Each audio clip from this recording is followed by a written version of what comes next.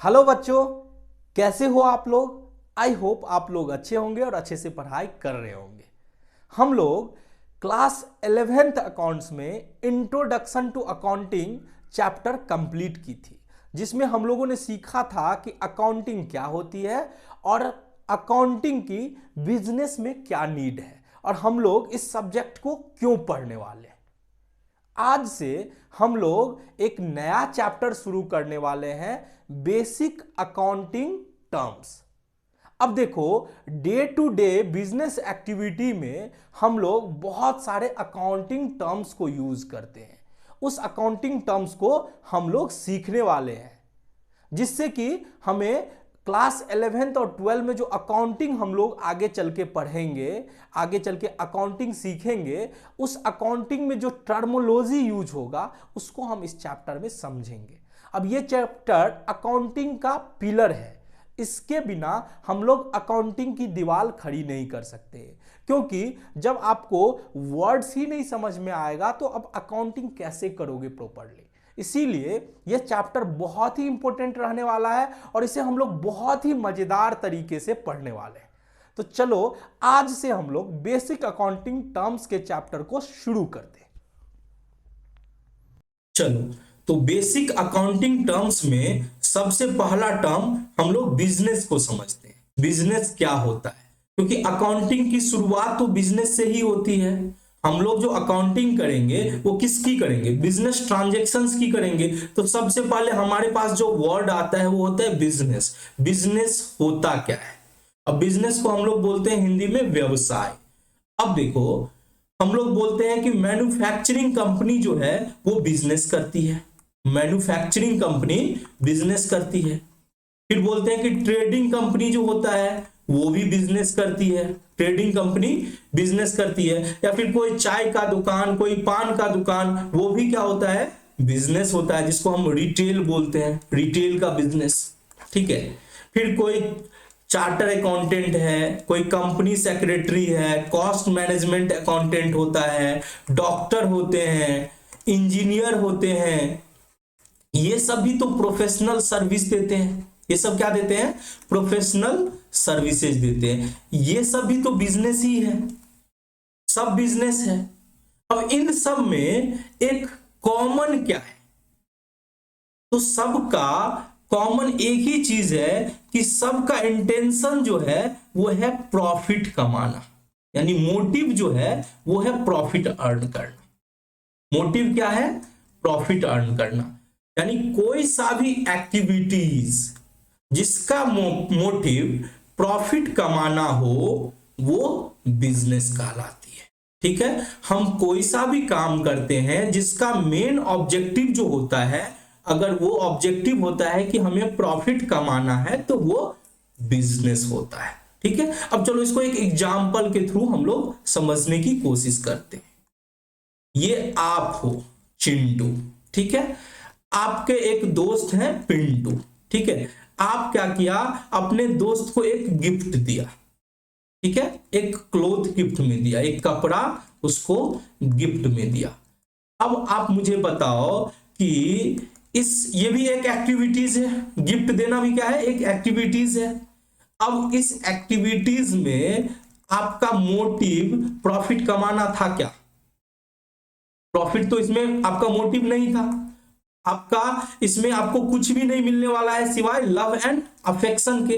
तो profit motive नहीं है। अगर प्रॉफिट नहीं मोटिव है तो ये बिजनेस भी नहीं है।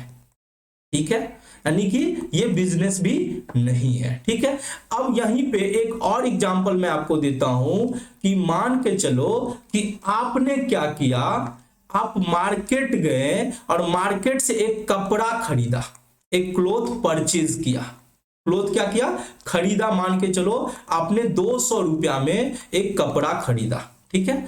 और आपका दोस्त, आपने अपने दोस्त को बोला कि तुमको हम ये कपड़ा 250 में बेच देंगे। यानी आपने उस कपड़े को क्या किया? सेल कर दिया 250 में। उसने 250 में आपका कपड़ा खरीद लिया। ठीक है। अब यहां पे भी एक्टिविटीज है। यहां पे भी क्या हो रही है? एक्टिविटीज हो रही है। अब इसमें जो आपने खरीदा फिर उसको क्या किया, 50 रुपया प्रॉफिट लेके आपने बेच दिया। तो यहां पे प्रॉफिट ऑब्जेक्टिव है, आपका ऑब्जेक्टिव यानी मोटिव क्या था, प्रॉफिट था। तो ये एक्टिविटीज क्या कहलाएगी, ये आपकी बिजनेस एक्टिविटीज हो जाएगी। क्लियर है कि आप अगर कोई सा भी काम करते हो जिसमें इंटेंशन जो होता है वो प्रॉफिट कमाना होता है, तो उस तरह के एक्टिविटीज जो होते हैं वो बिजनेस का पार्ट होता है।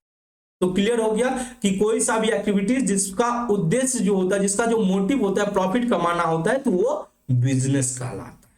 ठीक है, अब देखो, अब हम लोग बात करते हैं बिजनेस एंटिटी की, यानी व्यवसाय को आपने समझ लिया। अब व्यवसाय जहां पे होता है, यानी कि जो कोई कंपनी हो सकता है, कोई पार्टनरशिप फर्म हो सकता है, या कोई मैन्युफैक्चरिंग कंपनी हो सकती है, या कोई प्रोप्राइटरशिप फर्म होता है, तो एक सेटअप होता है, एक बिजनेस इंटरप्राइजेस का सेटअप होता है, आप उसमें अकाउंटिंग करते हो।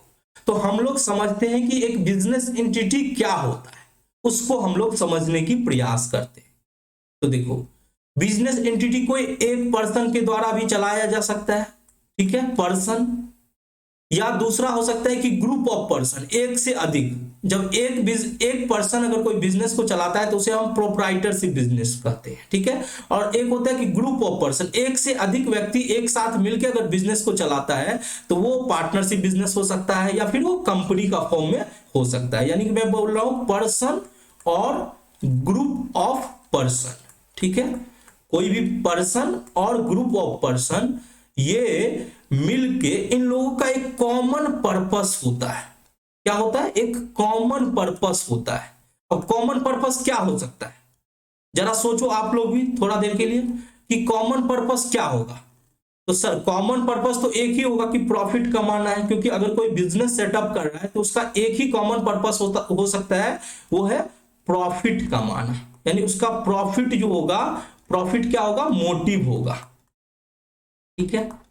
तो कोई भी पर्सन और एक से अधिक पर्सन यानी ग्रुप ऑफ पर्सन अगर कॉमन पर्पस के लिए सेटअप करता है, अब क्या सेटअप करता है सर, तो कोई सा भी बिजनेस इंटरप्राइजेस को सेटअप करता है, ठीक है, कोई सा भी बिजनेस इंटरप्राइजेस। अब इंटरप्राइजेस क्या होता है, इंटरप्राइजेस का मतलब कोई सा भी यूनिट बोल सकते हो, ठीक है, उसको सेटअप करता है, तो उसे ही उस बिजनेस एंटिटी, उस बिजनेस इंटरप्राइजेस को क्या बोला जाता है, बिजनेस एंटिटी बोला जाता है। उसे क्या बोला जाता है, बिजनेस एंटिटी बोला जाता है, ठीक है। अब देखो मैंने क्या बोला कि कोई भी पर्सन या ग्रुप ऑफ पर्सन एक कॉमन पर्पस यानी प्रॉफिट कमाने के लिए अगर कोई बिजनेस इंटरप्राइजेस का सेटअप करता है तो वो होता है बिजनेस एंटिटी, ठीक है। अब देखो ये जो पर्सन और ग्रुप ऑफ पर्सन है इनको क्या बोला जाएगा, ये कौन है, ये है ऑनर। बिजनेस के कौन क्या कहलाएंगे, जो पर्सन और ग्रुप ऑफ पर्सन मिलके एक बिजनेस को सेटअप कर रहे हैं उसको क्या बोला जाएगा, ऑनर। और इस बिजनेस इंटरप्राइजेस को क्या बोला जाएगा, बिजनेस एंटिटी का नाम दिया जाएगा। अकाउंटिंग टर्म में उसे बिजनेस एंटिटी बोला जाएगा। अब देखो अकाउंटिंग सिस्टम के हिसाब से, मैं क्या बोल रहा हूं, अकाउंटिंग सिस्टम के हिसाब से ये जो ऑनर होते हैं और बिजनेस एंटिटी होते हैं ये दोनों सेपरेट एंटिटी का काम करती है। अब इसको समझते हैं कि ये सेपरेट एंटिटी क्या होता है, ठीक है। एक एक करके हम बहुत ही समय लेंगे। देखो मेरा जो पढ़ाने का तरीका है मैं टाइम लूंगा, बट मैं हर चीज को कोशिश करूंगा कि एक कमजोर स्टूडेंट भी उस चीज को अच्छे से समझ ले, ठीक है। चलो अब देखो मैंने क्या बोला कि पर्सन और ग्रुप ऑफ पर्सन को क्या बोले हम, ऑनर बोले, और वो जो कॉमन पर्पस के लिए जो एक एंटिटी को सेटअप किया उसको बोला जाता है बिजनेस एंटिटी। अब अकाउंटिंग जो हम करते हैं तो हमारा जो अकाउंटिंग का जो रूल है, अकाउंटिंग का जो सिस्टम है वो बोलता है कि ऑनर को तुम अलग ट्रीट करो और बिजनेस एंटिटी को तुम अलग ट्रीट करो, यानी दोनों को सेपरेट एंटिटी के तहत ट्रीट करो। दोनों को क्या मानो, सेपरेट एंटिटी। अब सर ये सेपरेट एंटिटी क्या होता है, तो चलो इसको भी समझते हैं कि सेपरेट एंटिटी क्या होता है। अब देखो ये जो ऑनर है, मान के चलो चिंटू पिंटू दोनों दोस्त ने एक बिजनेस इंटरप्राइजेस को सेटअप किया। तो चिंटू भी पैसा लगाएगा बिजनेस एंटिटी में और पिंटू भी पैसा लगाएगा बिजनेस एंटिटी में, जरूरत पड़ने पे पैसा निकालेगा भी, ठीक है, उसको सैलरी भी मिलेगा, कभी कभी क्या होता है प्रॉफिट में से वो ले भी जाएगा, ठीक है। कोई कोई ऐसा भी हो सकता है कि चिंटू और पिंटू कभी अपने घर से कोई फिक्स्ड एसेट्स लेके आ गया, तो यानी कि चिंटू और पिंटू यानी बिजनेस का जो ऑनर जब भी बिजनेस एंटिटी के साथ कोई ट्रांजैक्शन करेगा तो बिजनेस एंटिटी ये नहीं सोचेगा कि ये तो इसी का कंपनी है, यही तो मालिक है, तो इस ट्रांजैक्शंस को हम क्यों रिकॉर्ड करें, क्योंकि अल्टीमेटली जो बिजनेस एंटिटी में जो प्रॉफिट होगा तो अल्टीमेटली वो तो चिंटू और पिंटू के ही घर जाएगा, यानी ऑनर के ही घर जाएगा, तो इसकी रिकॉर्डिंग क्यों करें।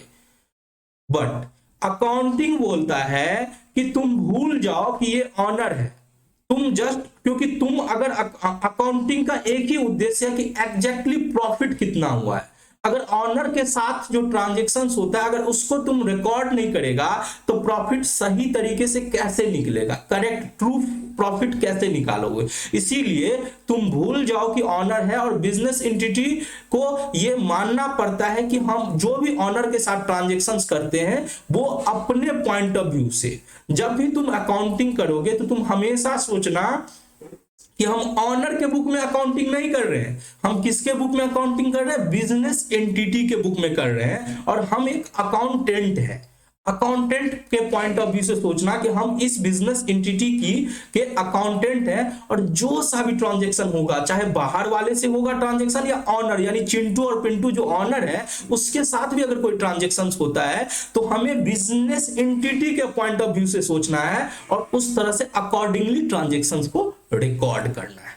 तो ये समझ गया कि ऑनर जो होते हैं और बिजनेस एंटिटी जो होते हैं वो दोनों अलग अलग पर्सन होते हैं, ठीक है, उन्हें सेपरेट एंटिटी का नाम दिया गया है कि दोनों अलग अलग है। अगर ऑनर कुछ ट्रांजैक्शंस करता है तो बिजनेस एंटिटी उस ट्रांजैक्शंस को रिकॉर्ड करेगा, ठीक है। चलो, और अकाउंटेंट का पॉइंट ऑफ व्यू से आपको यही सोचना है कि हम ऑनर के बुक में ट्रांजैक्शंस को रिकॉर्ड नहीं कर रहे हैं, हम किसके बुक में ट्रांजैक्शंस को रिकॉर्ड कर रहे हैं, बिजनेस एंटिटी का, ठीक है। चलो, अब आप बोलोगे सर बिजनेस एंटिटी का एक दो एग्जांपल भी समझा दो कि बिजनेस एंटिटी में कौन हो सकता है। तो देखो बिजनेस एंटिटी में आप मान के चलो सब्जी लाने जाते हो या कोई ग्रोसरी का सामान लाने जाते हो तो आप देखते होंगे सुपर मार्केट, जैसे डी मार्ट हो गया, बिग बाजार हो गया, तो ये एक बिजनेस एंटिटी है, ठीक है। अब कोई सा भी प्रोप्राइटरशिप का बिजनेस, जैसे आपके पापा का कोई बड़ा सा क्या बोलते हैं होलसेल का दुकान होगा तो वो प्रोप्राइटरशिप का होगा, यानी अकेले खुद आपके पापा करते होंगे तो वो प्रोप्राइटरशिप बिजनेस नाम दिया गया है, वो भी एक बिजनेस एंटिटी है। या ऐसा भी हो सकता है कि आपके पापा किसी और के साथ मिलके पार्टनरशिप में बिजनेस करते होंगे, ऐसा भी हो सकता है कि पार्टनरशिप में बिजनेस करते हैं तो वो भी क्या है, वो भी एक प्रकार से बिजनेस एंटिटी है। पार्टनरशिप का बिजनेस हो गया, फिर कोई कंपनी हो गई, ठीक है। तो इस तरह से बहुत सारे एग्जाम्पल है बिजनेस एंटिटी के, ठीक है। चलो, आई होप बिजनेस एंटिटी का कॉन्सेप्ट आप लोग को क्लियर हो गया होगा। तो हम लोग समझ लिए बिजनेस क्या होता है, कोई सा भी एक्टिविटी जिसका इंटेंशन प्रॉफिट कमाना होता है वो बिजनेस होता है। और जब एक पर्सन या बहुत सारे ग्रुप ऑफ पर्सन मिलके कोई कॉमन पर्पस यानी प्रॉफिट कमाने के लिए अगर कोई एंटिटी को सेटअप करते हैं, बिजनेस इंटरप्राइजेस मतलब क्या हुआ, बिजनेस इंटरप्राइजेस मतलब हुआ एंटिटी, तो कोई सा भी एंटिटी को सेटअप करते हैं तो वो कहलाता है बिजनेस एंटिटी, ठीक है। और अकाउंट के पॉइंट ऑफ व्यू से बिजनेस एंटिटी और उसके ऑनर दो अलग अलग होते हैं, तो उन्हें सेपरेट एंटिटी बोला जाता है। यानी बिजनेस में कोई भी ऑनर ट्रांजैक्शंस करेगा तो हम जो अकाउंटेंट है हम हमेशा बिजनेस एंटिटी के पॉइंट ऑफ व्यू से सोचेंगे और ट्रांजैक्शंस को अकॉर्डिंगली अपने बुक में रिकॉर्ड करेंगे। तो आई होप आप लोग समझ गए होंगे। अब हम लोग अगला टर्म्स देखते हैं बिजनेस ट्रांजैक्शंस। देखो हमने बिजनेस समझ लिया, बिजनेस क्या होता है, प्रॉफिट के इंटेंशन से अगर कोई बिजनेस करते हैं, कोई भी ऐसा भी एक्टिविटी करते हैं तो वो बिजनेस होता है। फिर हमने बात की बिजनेस एंटिटी की। बिजनेस एंटिटी का मतलब हुआ कि कोई भी पर्सन और ग्रुप ऑफ पर्सन जब कॉमन पर्पस के लिए जिनका ऑब्जेक्ट होता है प्रॉफिट कमाना, अगर कोई एंटिटी सेटअप करते हैं तो वो एंटिटी जो होता है बिजनेस एंटिटी कहलाता है। और अकाउंटिंग के पॉइंट ऑफ व्यू से बिजनेस एंटिटी और ऑनर दो अलग अलग व्यक्ति होते हैं, ठीक है। अब बात करते हैं बिजनेस ट्रांजैक्शंस की। अब देखो बिजनेस ट्रांजैक्शंस को ही फिनेंशियल ट्रांजैक्शंस बोला है, ठीक है। अब फिनेंशियल ट्रांजैक्शन का मतलब हुआ कोई सा भी लेन देन जिसमें इकोनॉमिक एक्टिविटीज इन्वॉल्व हो, और उसके वजह से बिजनेस के फिनेंशियल पोजीशन पर इंपैक्ट आता हो। मैंने क्या बोला, कोई सा भी ट्रांजेक्शंस यानी कोई सा भी एक्टिविटीज, ठीक है, कोई सा भी एक्टिविटीज जो इकोनॉमिक हो, यानी मनी से संबंधित हो। किससे संबंधित हो? मनी से संबंधित हो, और उसके वजह से बिजनेस में फिनेंशियल इंपैक्ट आते हो। उसके वजह से बिजनेस में क्या होते हो? फिनेंशियल पोजीशन पर इंपैक्ट आता हो। फिनेंशियल पोजीशन पे क्या आता हो? इंपैक्ट पड़ता हो। ठीक है, तो उस तरह के एक्टिविटीज को हम फिनेंशियल ट्रांजैक्शन या बिजनेस ट्रांजैक्शंस बोलते हैं। अब आपके मन में सवाल आएगा कि सर इकोनॉमिक एक्टिविटीज क्या होता है? सर पहले वो भी एक बार बता। तो देखो, कोई सा भी एक्टिविटी जिसमें मनी, रुपया यानी कि मनी इन्वॉल्व हो, तो वो इकोनॉमिक एक्टिविटीज होता है। और उसके वजह से अगर कम बिजनेस का फिनेंशियल पोजीशन में चेंज हो तो वो हमारा बिजनेस ट्रांजैक्शन हुआ। तो सर ये भी बता दो फिनेंशियल पोजीशंस क्या होता है। अब देखो, ये मैंने बताया था कि फिनेंशियल दो चीज होता है, एक फिनेंशियल पोजीशन होता है और एक फिनेंशियल परफॉर्मेंस होता है। मैंने जब अकाउंटिंग का डिफिनीशन बताया था तो मैंने क्या बोला था कि अकाउंटिंग एक प्रोसेस है जिसमें क्या करते हैं, बिजनेस ट्रांजैक्शंस को रिकॉर्ड करते हैं, जिसका संबंध जो इकोनॉमिक एक्टिविटीज इंवॉल्व होता है उसके संबंधित ट्रांजैक्शंस को रिकॉर्ड करते हैं, और लास्ट में क्या करते हैं, दो चीज देखते हैं, बिजनेस का परफॉर्मेंस देखते हैं और दूसरा बिजनेस का पोजीशन देखते हैं। परफॉर्मेंस का मतलब क्या हुआ, प्रॉफिट कितना आ रहा है, लॉस कितना आ रहा है। पोजीशन का मतलब हमारा नेटवर्थ, फिनेंशियल पोजीशन का मतलब हमारा नेटवर्थ क्या है। हमारा नेटवर्थ में अगर कुछ चेंज आ रहा है, अगर हमारे नेटवर्थ में कुछ चेंज आ रहा है तो हम समझेंगे कि वो ट्रांजैक्शंस बिजनेस ट्रांजैक्शंस है। अब नेटवर्थ में क्या आता है सर? अब नेटवर्थ में देखो तीन चीज होता है, एक तो असेट होता है, एक क्या होता है, असेट होता है, दूसरा क्या होता है, कैपिटल होता है, और तीसरा क्या होता है, लायबिलिटीज होता है।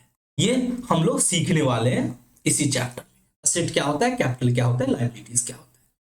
मतलब बिजनेस ट्रांजैक्शन का मतलब कोई सा भी इकोनॉमिक एक्टिविटीज यानी कोई सा भी मनी से संबंधित लेन देन जिसके वजह से बिजनेस के फिनेंशियल पोजीशन में चेंज आ रहे हो, इंपैक्ट आ रहे हो। यानी कि कोई भी ट्रांजैक्शंस करते हैं जिसकी वजह से हमारा एसेट में चेंज आ रहा है, हमारे कैपिटल में चेंज आ रहा है, हमारे लायबिलिटीज में चेंज आ रहा है, तो वो हमारा क्या है, फिनेंशियल ट्रांजैक्शन यानी बिजनेस ट्रांजैक्शन है। ठीक है, चलो अब हम लोग इसका एक डिफिनीशन लिख लेते हैं जो आपके एग्जाम पॉइंट ऑफ व्यू से काम आएगा, कि अगर क्वेश्चन में आ गया कि बिजनेस ट्रांजैक्शंस को एक्सप्लेन करो तो आप उसको नोट कर सकते हो।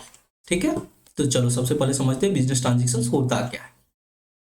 मैं क्या बोल रहा हूँ, business transaction is an, business transactions को हम लोग फिनेंशियल ट्रांजैक्शन बोलेंगे। ठीक है, तो business transactions is an economic activity. Business transactions क्या है, एक इकोनॉमिक एक्टिविटी है, इकोनॉमिक एक्टिविटी है ऑफ द किसका, बिजनेस का। इकोनॉमिक एक्टिविटी है बिजनेस का। ठीक है, जो चेंज करता है, जो क्या करता है, चेंज, बदलाव लाता है यानी इंपैक्ट लाता है, that changes it's financial position, it's financial position. ठीक है, अब इस डिफिनीशन में अगर आप ध्यान से देखो तो मैंने वही बात बोला है जो मैंने आपको समझाया। बिजनेस ट्रांजैक्शंस क्या होता है, एक तो पहला बात वो एक इकोनॉमिक एक्टिविटी होता है। बिजनेस ट्रांजैक्शंस क्या होता है, एक इकोनॉमिक एक्टिविटी होता है। तो मैंने पहला बोला कि बिजनेस ट्रांजैक्शन क्या होता है, एक इकोनॉमिक एक्टिविटी होता है। किसका होता है, बिजनेस का। ठीक है, और जिसके वजह से क्या होता है, फिनेंशियल पोजीशन में क्या आते हैं, बदलाव आते हैं। ठीक है, जिसके वजह से क्या होता है, फिनेंशियल पोजीशन में क्या होते हैं, बदलाव आते हैं, इंपैक्ट। तो दो चीज याद रखना है बिजनेस ट्रांजैक्शंस के लिए, दो चीज। पहला तो वो बिजनेस ट्रांजैक्शंस क्या होना चाहिए, इकोनॉमिक एक्टिविटी होना चाहिए, यानी मनी से जुड़ा हुआ होना चाहिए, मनी से संबंधित होना चाहिए। और दूसरा, उसके वजह से फिनेंशियल पोजीशन में बदलाव आना चाहिए। और फिनेंशियल पोजीशन का मतलब क्या हुआ, नेटवर्थ, और नेटवर्थ का मतलब हुआ एसेट, कैपिटल और लायबिलिटी। तो अगर कोई सा भी ट्रांजैक्शन करते हैं जिसके वजह से हमारे एसेट, कैपिटल और लायबिलिटीज में चेंजेस आते हैं, इंपैक्ट आते हैं, तो वो ट्रांजैक्शन हमारा बिजनेस ट्रांजैक्शन होगा। ठीक है, अब चलो मैंने डिफिनीशन समझा दिया, आई होप समझा भी दिया, लेकिन हम लोग इसको एग्जाम्पल के थ्रू समझेंगे तो हमारा क्लैरिटी और भी बढ़ के होगा। क्योंकि अल्टीमेटली अगर आपको बिजनेस ट्रांजेक्शन्स की पकड़ ना होना, पहचान ना होना, तो मैं गारंटी ले सकता हूं कि आप अकाउंटिंग कभी भी ठीक से नहीं कर पाओगे। ठीक है, देखो मैं इतना एफर्ट इसलिए डाल रहा हूं, ये सब आप बोलोगे सर इसका एग्जामिनेशन पॉइंट ऑफ व्यू से क्या इंपैक्ट पड़ेगा, इस चैप्टर में कितना मार्क्स आएगा। भले ही ये 2 ही मार्क्स का आए, बट मैं ये गारंटी के साथ बोल सकता हूं कि अगर आप ये नहीं पहचान पाए कि बिजनेस ट्रांजैक्शंस का जो नेचर होता है, आप अगर उसको ठीक से नहीं पहचान पाए ना, तो आप कभी भी एक ठीक अकाउंटेंट नहीं बन सकते। मैं जब अकाउंटेंट बोलता हूं तो अकाउंटेंट कोई सा भी हो सकता है, एक चार्टर अकाउंटेंट की भी मैं बात करता हूं कि उसको भी बिजनेस ट्रांजैक्शंस की परख होनी चाहिए कि कौन सा बिजनेस ट्रांजैक्शन किस नेचर का है, तभी वो अच्छे से विजुलाइज कर पाएगा और उसका जो अकाउंटिंग ट्रीटमेंट होगा वो बता पाएगा। इसीलिए बिजनेस ट्रांजैक्शंस को समझना बहुत ही जरूरी है। तो चलो हम लोग एग्जांपल्स देखते हैं बिजनेस ट्रांजैक्शंस का। अब देखो मैंने कुछ बिजनेस ट्रांजैक्शंस के एग्जांपल लिखे हैं आपके व्हाइट बोर्ड पर। अब देखो 2 चीज जानना जरूरी है कि वो एक इकोनॉमिक एक्टिविटी होना चाहिए और दूसरा उसके वजह से फिनेंशियल पोजीशन में कुछ इंपैक्ट आने चाहिए। और फिनेंशियल पोजीशन का मतलब होता है नेट वर्थ, यानी आपका नेट वर्थ में कुछ चेंज होना चाहिए, यानी आपके असेट कैपिटल लायबिलिटीज में कुछ चेंज आने चाहिए। ठीक है, अभी मैं ये नहीं बता रहा हूं कि इनकम और एक्सपेंसेस की वजह से क्या चेंजेस आते हैं, अभी बस मैंने फिनेंशियल पोजीशन पे चर्चा कर रहा हूं। ठीक है, अब देखो हम एक एग्जांपल लिया, स्टार्टेड बिजनेस विथ कैश ₹10,000। 10,000 रुपया से हमने एक बिजनेस स्टार्ट किया। ठीक है, अब देखो 10,000 रुपया जब मनी इन्वॉल्व है तो ये तो इकोनॉमिक एक्टिविटी है, तो पहला क्राइटेरिया पूरा हो गया। अब दूसरा, इसके वजह से क्या फिनेंशियल पोजीशन में इंपैक्ट आ रहे हैं, तो सर जब हम बिजनेस में 10,000 रुपया लगाएंगे तो सर क्या होगा कि 2 चीज होगा। एक तो हमारा सर जैसे ही बिजनेस में पैसा लगाएंगे तो कैश जो होता है व्यापार का, बिजनेस का असेट होता है। ठीक है, तो हमारा असेट बढ़ जाएगा सर। ठीक है, और जब हम खुद अपना पैसा बिजनेस में लगा रहे हैं तो वो हमारी पूंजी को भी बढ़ाएगा, तो हमारा कैपिटल भी बढ़ जाएगा। तो सर फिनेंशियल पोजीशन में तो चेंज आ रहे हैं, यानी फिनेंशियल पोजीशन अब चाहे देखो नेट बोलोगे तो नेट फिनेंशियल पोजीशन में कुछ भी चेंज नहीं आ रहा है कि एसेट भी बढ़ रहा है कैपिटल भी बढ़ रहा है, बट फिनेंशियल पोजीशन तो बदलाव तो आ रहे हैं ना, फिनेंशियल पोजीशन में कुछ चेंज तो आ रहा है ना, तो इसीलिए ये हमारा एक बिजनेस ट्रांजेक्शन हो गया। ठीक है, अब बात करते हैं गुड्स परचेज ऑन कैश ₹5,000। 5,000 का हमने गुड्स नगद में खरीदा, तो सर इसके वजह से क्या चेंजेस आएंगे। अब चूंकि नगद में खरीदा तो ये इकोनॉमिक एक्टिविटी है, नगद में खरीदे उधार में खरीदे, अगर अमाउंट दिया हुआ है तो ये एक इकोनॉमिक एक्टिविटी, जहां भी अमाउंट दिया हुआ है तो ये समझो ये एक इकोनॉमिक एक्टिविटीज है। ठीक है, तो सर पहला क्राइटेरिया तो पूरा हो गया। अब हमको देखना है कि जब हम गुड्स खरीदते हैं तो जरा सोचो कि क्या होगा। जब हम गुड्स खरीदते हैं तो नगद में खरीदते हैं तो हमारा कैश घट जाएगा, यानी हमारा एक असेट तो क्या हो जाएगा, घट जाएगा। लेकिन हम कुछ साथ में लेके आएंगे, हम चलो उसको बोलते हैं स्टॉक, उसको क्या बोलते हैं, स्टॉक बोलते हैं। ठीक है, आगे चल के सीखोगे कि परचेस करना खर्चा होता है, बट अभी तुम समझो कि जब हम गुड्स खरीद के लाते तो हमारा स्टॉक बढ़ गया, यानी हमारा असेट बढ़ गया।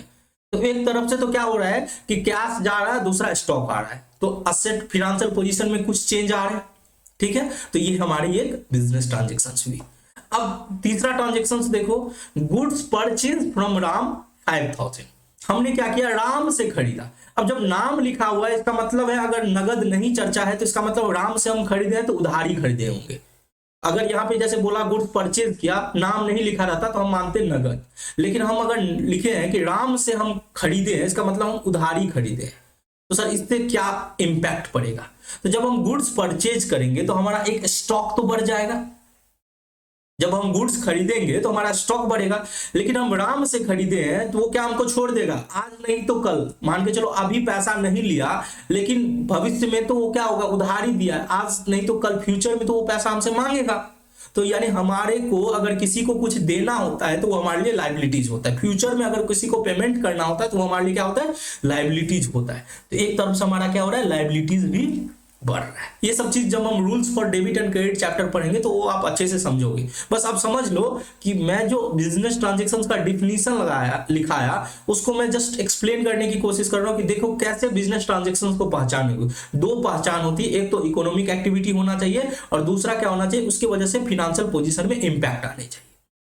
ठीक है। अब राम को हम पे कर रहे हैं, राम हमारा लाइबिलिटीज था, अब हम उसको पे कर रहे हैं। जब पे करेंगे तो हमारा कैश घट जाएगा, और दूसरा क्या होगा, जब पे करेंगे कैश घटेगा तो लाइबिलिटीज भी हमारा क्या हो जाएगा, घट जाएगा। मेरा कैश घट रहा है और दूसरा क्या हो रहा है, यहां पे मेरा लाइबिलिटीज। ठीक है। अब बात करते हैं गुड्स सोल्ड की है। अगर हम नगद में माल बेचते हैं, गुड्स को बेचते हैं, तो क्या होगा, हमारा एक तो कैश बढ़ेगा और दूसरा हमारा स्टॉक क्या होगा, घटेगा। अगर हम बेचते हैं तो हमारा क्या होगा, स्टॉक घट जाएगा और हमारा कैश क्या हो जाएगा, बढ़ जाएगा। तो आप देख लिए कि कैसे एक बिजनेस ट्रांजेक्शन्स को पहचानना है। तो दो उसमें क्राइटेरिया होती है, इकोनॉमिक एक्टिविटी है। कैसे पहचाना कोई इकोनॉमिक एक्टिविटी है, तो मनी अगर कोई भी सा अमाउंट लिखा हुआ है तो समझो ये इकोनॉमिक एक्टिविटी है। और दूसरा बात देखो, इसके वजह से कोई सा भी चेंज आ रहा है कि असेट में चेंज आ रहा है, कैपिटल में चेंज आ रहा है, लायबिलिटीज में चेंज आ रहा है, तो अगर चेंज आ रहा है तो वो हमारे बिजनेस ट्रांजेक्शन्स में। ठीक है, चलो अब हम लोग आगे बढ़ते हैं। अब देखो मैंने क्या लिखा है कि each business transactions has two side. अब हर एक बिजनेस ट्रांजेक्शंस के क्या होते हैं, दो साइड होते हैं। ठीक है, दो एस्पेक्ट होते हैं, यानी कोई भी बिजनेस ट्रांजेक्शंस होगा उसके दो साइड होंगे। यानी कि दो साइड आप आगे चल के सीखने वाले हो कि ये दो साइड, एक तो डेबिट होगा और दूसरा क्रेडिट होगा। इसको समझेंगे, डेबिट क्या होता है, क्रेडिट क्या होता है, इसको समझने वाले। लेकिन ये हमेशा याद रखना कि बिजनेस ट्रांजेक्शंस के दो साइड होते हैं। अब जैसे एग्जाम्पल के थ्रू अगर मैं दिखाऊं कि जैसे अगर हम गुड्स परचेज करते हैं, मैं क्या बोल रहा हूं, गुड्स परचेज करते हैं। ठीक है, गुड्स परचेज्ड। अब नाम नहीं लिखा हुआ है, इसका मतलब नगद हम खरीद रहे हैं। अब जब नगद खरीद रहे हैं गुड्स, अब जब आप गुड्स खरीदोगे तो क्या होगा, एक तो पहला बात, जब गुड्स खरीदोगे तो आपका कैश क्या हो जाएगा, घटेगा। कैश क्या होगा, घटेगा। तो यानी एक साइड तो ये हुआ कि आपका कैश घट रहा है, और दूसरा साइड क्या होगा कि आप जब गुड्स खरीदोगे तो आप कुछ लेके आओगे, स्टॉक लेके आओगे। ठीक है, आप जो है गुड्स को लेके आओगे, तो एक तरफ क्या हो रहा है, स्टॉक बढ़ रहा है, दूसरा तरफ क्या हो रहा है, कैश घट रहा है। ठीक है, अब वहीं पे बताओ, अगर आप गुड्स को बेचते तो क्या होता कि गुड्स को जब आप बेचोगे तो क्या होगा, कैश आएगा आपके बिजनेस में, नगद में अगर बेचते हो तो कैश आएगा। ठीक है, और आपका स्टॉक क्या होगा, आप जिसको बेचोगे वो लेके चला जाएगा, यानी आपके व्यापार से क्या होगा, स्टॉक क्या हो जाएगा, घट जाएगा। सॉरी, कैश मैंने क्या बोला कि कैश क्या होगा, कैश बढ़ेगा, तो बढ़ेगा यानी अपवर्ड साइन होगा। ठीक है, यानी कैश क्या हो रहा है, बढ़ रहा है, और स्टॉक क्या हो रहा है, घट रहा है। उसी तरह से मान के चलो रेंट पे कर रहे हैं, तो रेंट जब पे करते हैं तो आपका खर्चा क्या होगा, बढ़ेगा, और दूसरा क्या होगा, आपका कैश जो है घटेगा। तो हर एक ट्रांजेक्शंस के क्या होते हैं, दो साइड होते हैं, दो एस्पेक्ट होते हैं, और एक डेबिट साइड होता है, दूसरा क्रेडिट साइड होता है। ठीक है, तो आप ये बोल सकते हो कि हर एक ट्रांजेक्शंस के दो साइड होते हैं, एक डेबिट साइड, दूसरा क्रेडिट साइड। ठीक है, अब देखो जो भी मैं लिखाता हूं उसको आपको नोट करने, मैं हमेशा कोशिश करता हूं कि मैं आपके साथ ही लिखूं, इसीलिए मैं टाइम भी लेता हूं। और अब देखो, ये कोई टिकटॉक का वीडियो तो नहीं है कि मैं 10 मिनट बना के छोड़ दिया या 15 मिनट। ये आपके करियर को आगे ले जाने के लिए मैं इतना मेहनत कर रहा हूं। तो ये तो भाई वीडियो मैं अपना पूरा 100% लगा रहा हूं, पूरा 100% मैं रिसर्च करके मैं आपको पढ़ाता हूं।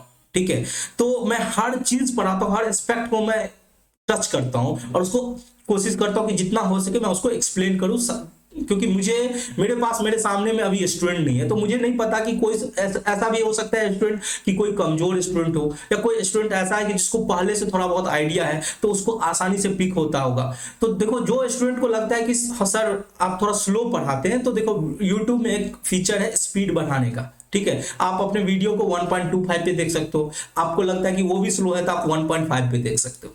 ठीक है, बट कमेंट्स करके बताना जरूर कि हम स्पीड में पढ़ाते हैं या स्लो में पढ़ाते हैं, या आपको मेरा वीडियो कैसा लगता है, समझ में आ भी रहा है या नहीं आ रहा है, क्योंकि मुझे पता नहीं चलता। जब तक आप लोग मेरे साथ इंटरेक्ट नहीं करोगे, आप मेरे से क्वेरी नहीं पूछोगे, तो मैं अपने हिसाब से मैं 100% दूंगा, लेकिन फिर भी मुझे कहीं ना कहीं मन में ये रहता है कि हमारे स्टूडेंट को समझ में आ भी रहा है या नहीं आ रहा है।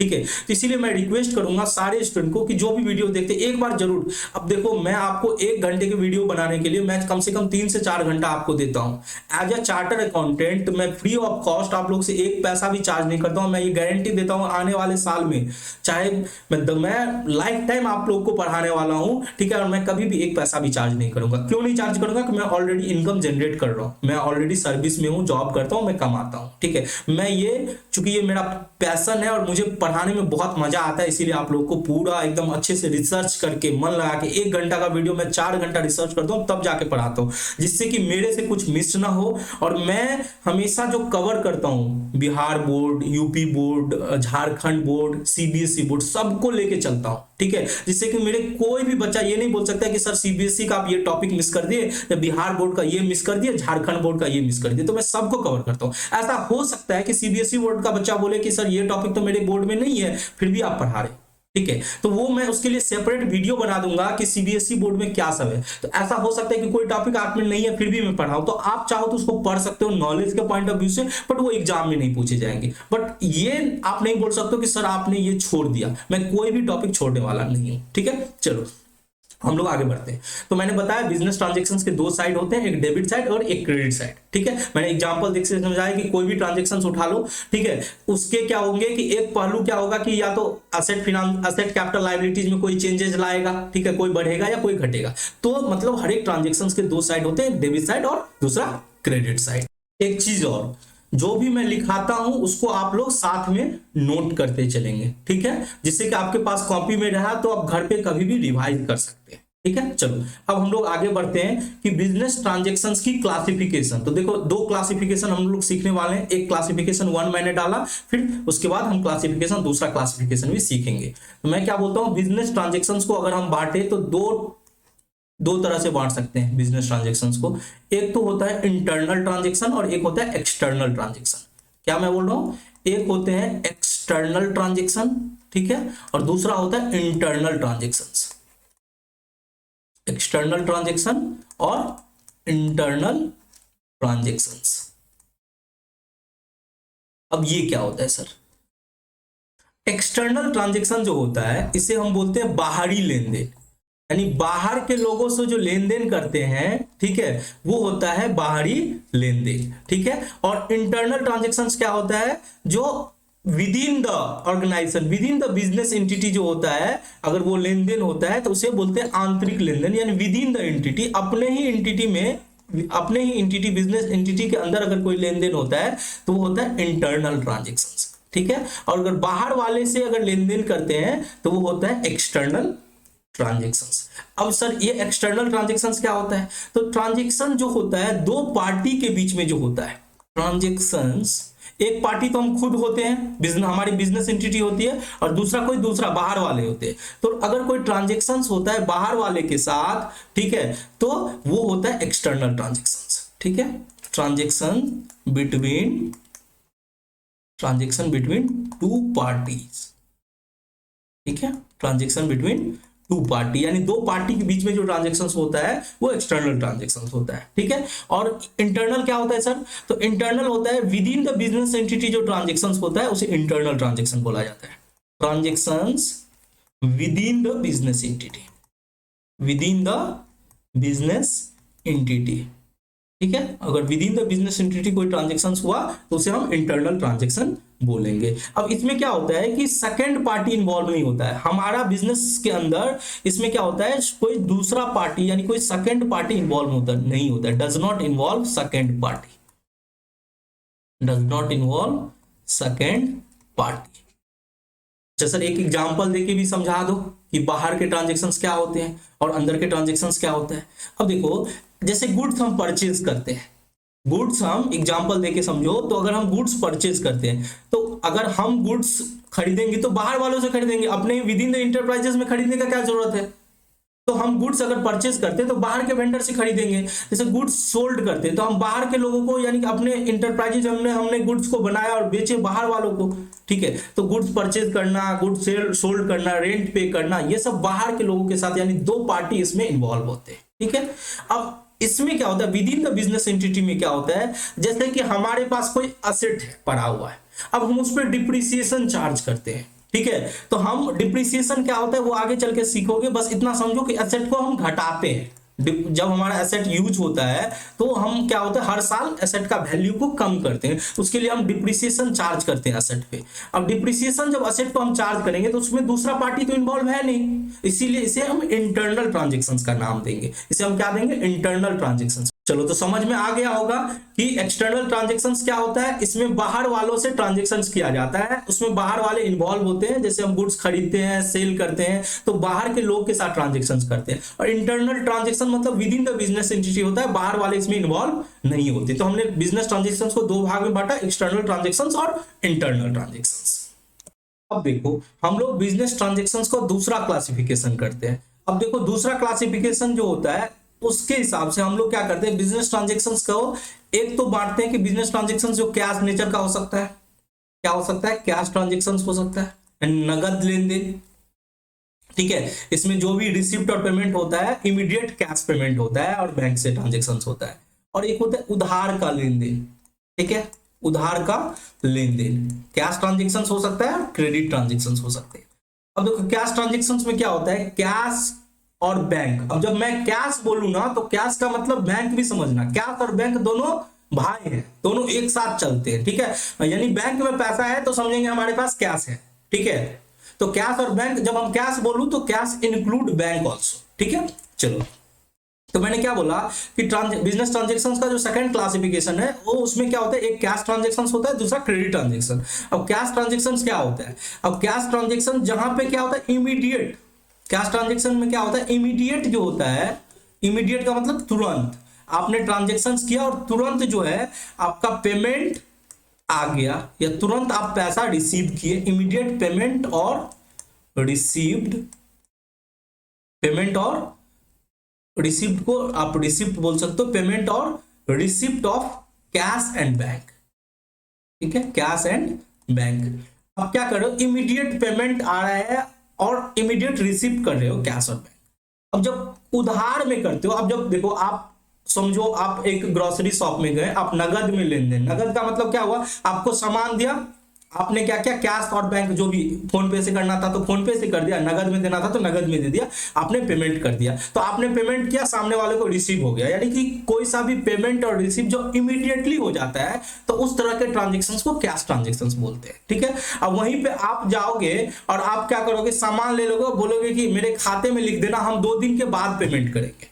मतलब यहां पे क्या हो रहा है, क्रेडिट ट्रांजेक्शन्स में क्या हो रहा है कि पेमेंट और रिसिप्ट जो हो रहा है ना वो तुरंत नहीं हो रहा है, पेमेंट और रिसिप्ट जो हो रहा है वो क्या हो रहा है, पोस्टपोन्ड किया जा रहा है। पेमेंट और receipt of money is postponed, postponed मतलब बोल रहे हैं कि हम आगे दे देंगे, पोस्टपोन्ड हो रहा है for a future date, for a future date, यानी हम बोल रहे हैं फ्यूचर डेट पे हम आपको इसका पेमेंट कर देंगे। अगर तुरंत कर रहे हैं तो वो तो कैश ट्रांजेक्शन हो गया, हम बोल रहे हैं कि सर आज नहीं, हम फ्यूचर में हम आपको इसका पेमेंट करेंगे, यानी कोई भी पेमेंट और रिसिप्ट जो हो रहा है मनी का वो पोस्टपोन हो रहा है फॉर अ फ्यूचर डेट, ठीक है। चलो समझ में तो आ गया सर।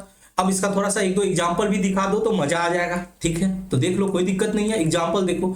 अगर आप परचेज करते हो गुड्स, क्या बोल रहे हो, परचेज करते हो गुड्स कैश में तो ये कैश ट्रांजेक्शन्स है, और परचेज गुड्स करते हो क्रेडिट में, परचेज मान के चलो राम से खरीद लिया, तो अब परचेज यहां पे गुड्स कर रहे हो ऑन क्रेडिट में तो ये क्या हुआ, क्रेडिट का ट्रांजेक्शन हो गया। अगर आप सेल करते हो गुड्स को, सेल करते हो गुड्स को ऑन कैश, ठीक है, तो वो कैश ट्रांजेक्शन हुआ। यहीं पे अगर आप सेल कर रहे हो गुड्स ऑन क्रेडिट, यानी किसी व्यक्ति को बेच रहे हो और बोल रहे हो कि पेमेंट बाद में कर देना, ठीक है, तो वो जो होता है वो क्रेडिट पे हो जाता है, यानी क्रेडिट ट्रांजेक्शन। उसी तरह से आप ले लो, रेंट पे कर रहे हो, रेंट पे कर रहे हो तो ये कैश ट्रांजेक्शन हुआ। और अगर रेंट आउटस्टैंडिंग रह गया, आपने मकान तो यूज कर लिया लेकिन आपने अभी तक पेमेंट नहीं किया, किराया बाकी रखा है, अगर किराया बाकी रखा है तो उसको बोला जाता है आउटस्टैंडिंग, ठीक है। उसी तरह से सैलरी का पेमेंट कर दिए, सैलरी का पेमेंट कर दिए तो ये तो नकदी लेन देन हो गया, लेकिन अगर सैलरी बाकी रख लिए, आउटस्टैंडिंग रख लिए तो ये क्या हो गया, उधारी का लेन देन हो गया, आउटस्टैंडिंग क्रेडिट ट्रांजेक्शंस हो गया, सैलरी आउटस्टैंडिंग। तो आई होप बिजनेस ट्रांजेक्शंस का नेचर भी समझ लिए, कैश ट्रांजेक्शन, क्रेडिट ट्रांजेक्शंस।